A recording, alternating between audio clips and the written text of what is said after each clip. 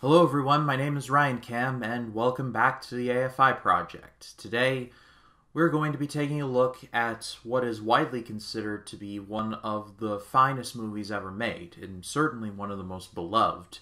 It is The Shawshank Redemption. This was based off of the short story called Rita Hayworth and Shawshank Redemption, written by Stephen King, and it was directed by Frank Darabont. It starred Tim Robbins, Clancy Brown, Morgan Freeman, and others. And when I say this is one of the most beloved movies of all time, I mean that without an ounce of hyperbole. As of this recording, it is still the #1 rated movie on IMDb. Roger Ebert gave it 4 out of 4 stars. And when I say that this movie is one of the most beloved of all time, I mean that without an ounce of hyperbole. This is still the #1 rated movie of all time on IMDb. Roger Ebert gave it 4 out of 4 stars and listed it among his great movies.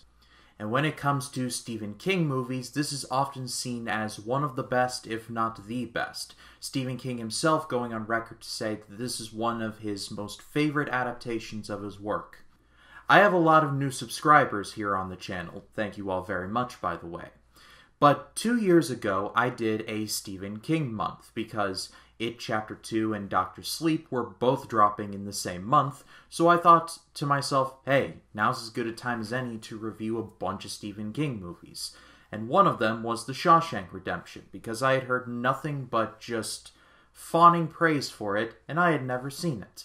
And yeah, this movie is just, it was incredible. So there was a part of me that didn't really want to do this review because I was afraid I would be chewing my food twice. But then I said to myself, Ryan, you idiot. Like, you're passing up a chance to talk about The Shawshank Redemption. Like, what are you doing? And since that, if you've clicked on this video, you have probably seen Shawshank Redemption a lot of times, I am going to be talking about some spoilers here. So this is your official spoiler warning. If you have not seen The Shawshank Redemption, do yourself a favor and go watch it, like 2 weeks ago. And if you have clicked on this video, then you probably know this story very well. Andy Dufresne, played by Tim Robbins, is framed for a crime that he did not commit and is sent to the Shawshank Penitentiary to serve 2 life sentences. And while in Shawshank, he makes friends with Red, played by Morgan Freeman, becomes enemies with the cruel warden, played by Bob Gunton, all while plotting his rather ambitious and, well, triumphant escape. This movie has been analyzed, looked over, and pretty much just been picked over by every critic and film theorist out there. This is probably one of the more overanalyzed movies of all time.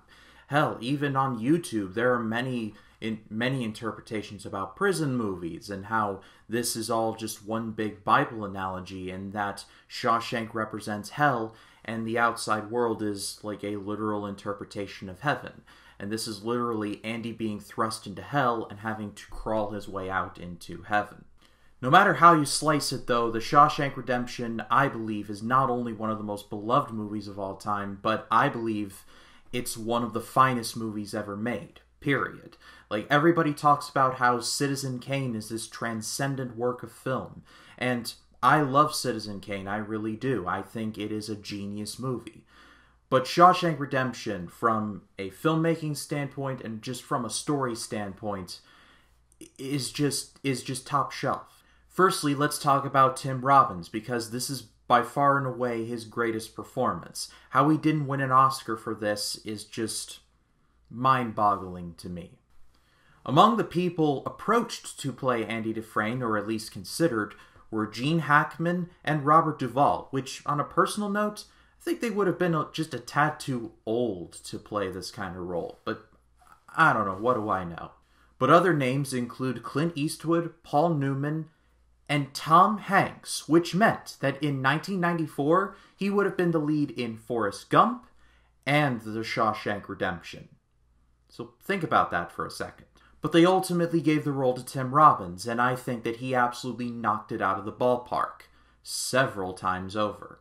And now let's talk about Morgan Freeman, because Morgan Freeman was always excellent, but it was in this movie where he finally just became cast in bronze as one of the all-time greats. He gives the voiceover for this movie, and it's not too over the top, and it's not subdued either. It's literally just right. It's like the old tale with the porridge. It's not too warm, it's not too cold. It is just right.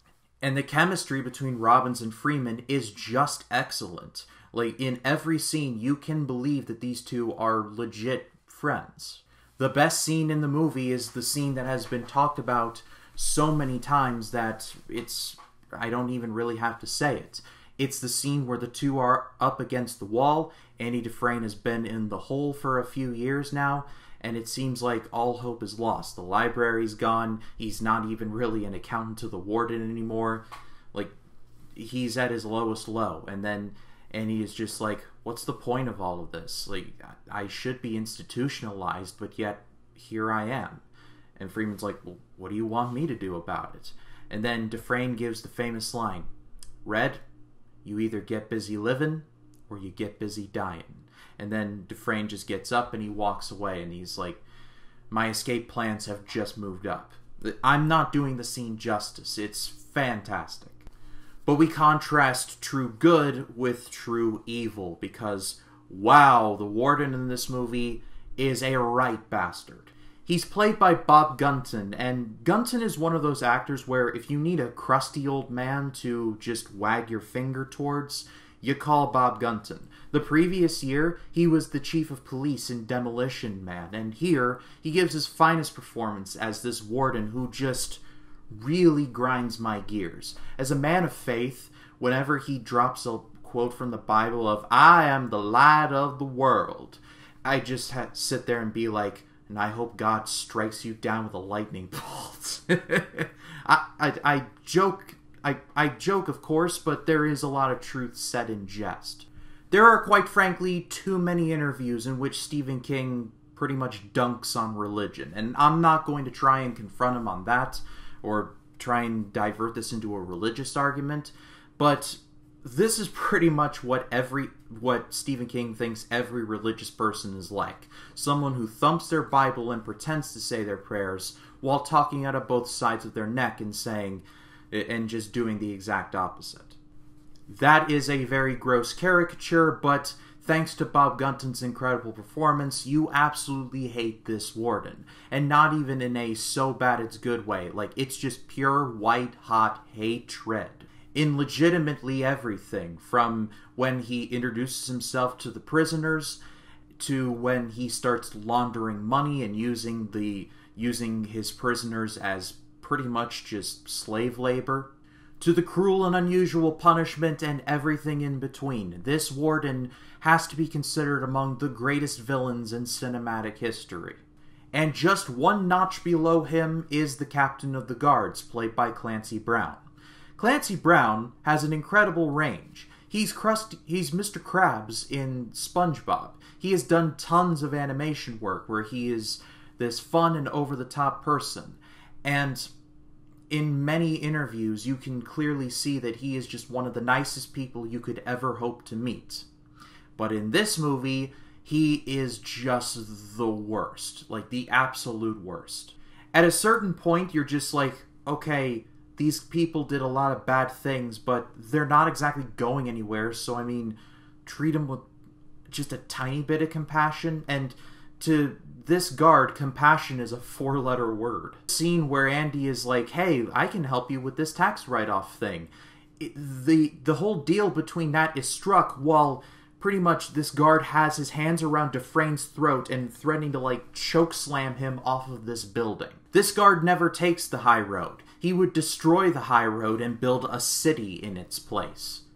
I'm sure that makes sense to somebody. I have a bit of a theory when it comes to Shawshank, in that I think that Andy Dufresne purposefully downgrades his intelligence, and he knows deep down that he is innocent, and there's also a small part of him that knows that if he goes to Shawshank, he will never get out, and so he just decides to create his own way out. There's been a debate raging, both online and in video, where people have been trying to nail down how much Andy Dufresne really lets on, how much he tips his hand. And I think that he purposefully plays dumb while trying to figure things out, and then making his escape while no one is noticing. I even heard on a podcast, The Cinephiles with John Roca and Steve Morris, that there was a theory pitched that Andy Dufresne was actually on the autism spectrum. None of the filmmakers have ever really addressed this, but, I mean, I think it's good food for thought. The point I'm trying to get at is that in this movie, I think Andy Dufresne is the smartest guy in the room, and purposefully it kind of writes himself off, while in the back he is secretly chipping away at that hole behind the Rita Hayworth poster. I think he does certain things on purpose to kind of allow him to blend into the prison, so that when his escape does happen, it legitimately comes as a big surprise. He gets in the good graces of the captain of the guards and says, "Oh, and by the way, the sisters are on me, can you do something about that?"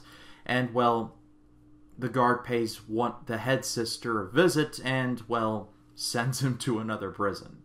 The point I'm trying to get at is that Andy Dufresne is playing 4D chess while everyone else is playing checkers. And the movie does a good job of subtly showing that is happening. And in rewatches, you can definitely see that Dufresne is calculating. He is seeing his odds are going here and there, talking to this prisoner, playing both sides against each other. So when his escape does happen, you're like, okay, he was playing everybody. And at the end of the day, this movie is still excellent. It's got fantastic acting, surprisingly underrated visuals and music. It has its visual storytelling down to a science.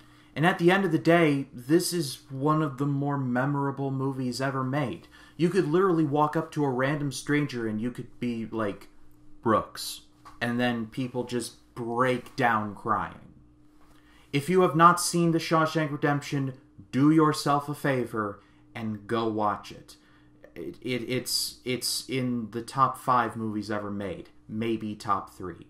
But that is all for me, guys. Thank you so much, as always, for watching. Next time on the AFI Project, we're going to be delving into a genre that I don't think has been talked about enough, or is represented enough on the AFI's list, and that's Westerns. And we're going to be talking about Butch Cassidy and the Sundance Kid.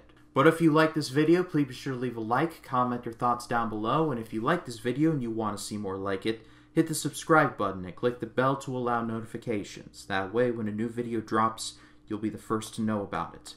My name is Ryan Cam, and get busy living.